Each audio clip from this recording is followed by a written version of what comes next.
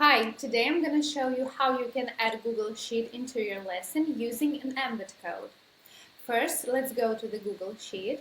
As you can see here in my sheet, I have 2 pages. It is important to set the sheet available for anyone with the link here. Now click File, Share, and Publish it. Here we need to choose the Embed option.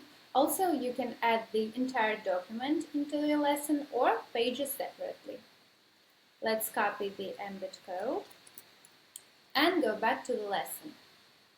Click on the area where you want your Google Sheet to be added, plus, and search for Add Embed option. Paste the code and press Enter. Here we have our Google Sheet and our pages. I hope that helped. Good luck with the Academy!